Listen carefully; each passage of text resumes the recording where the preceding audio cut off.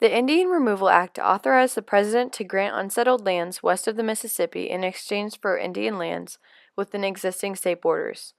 A few tribes went peacefully, but many resisted the relocation policy.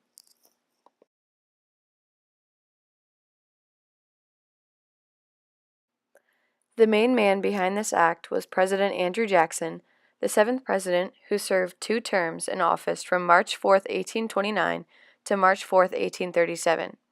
He was the one that signed the Indian Removal Act on May 28, 1830.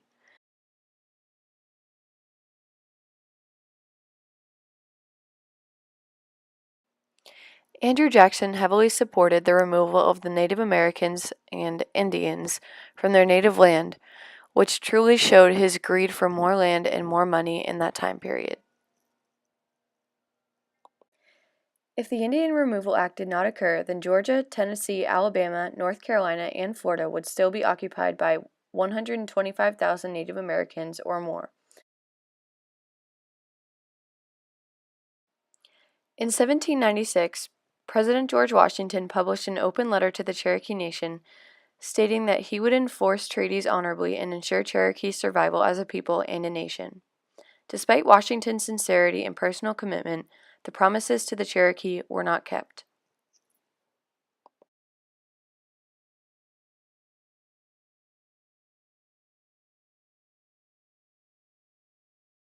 He believed that the best way to solve the Indian problem was to civilize them and not just kick them out of their homeland.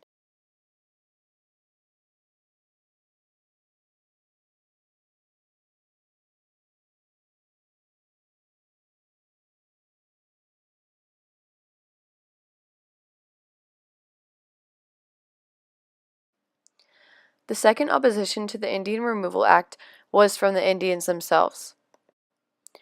They didn't want to be kicked out of the land that they had lived in for centuries and thought that America was doing the wrong thing and was being greedy.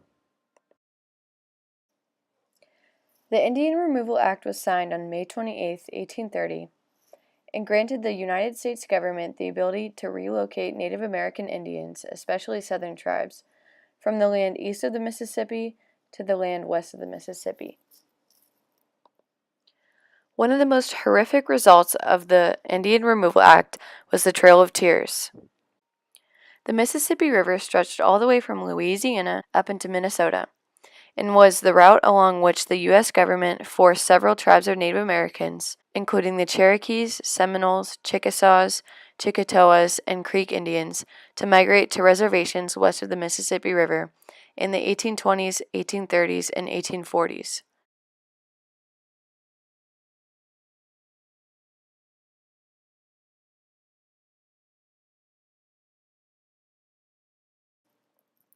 The relocated Indians suffered from exposure, disease, and starvation while on their journey, and more than 4,000 died before even reaching their various destinations.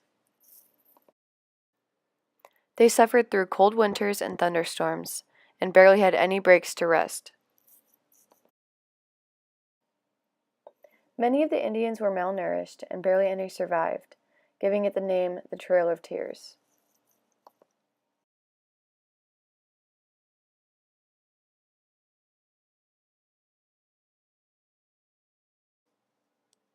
Interestingly enough, in 1831, the Cherokee Nation filed a court case against the state of Georgia for depriving them of their rights to their own land. This is interesting because the Indians stood up for themselves in a time when they had little to no voice.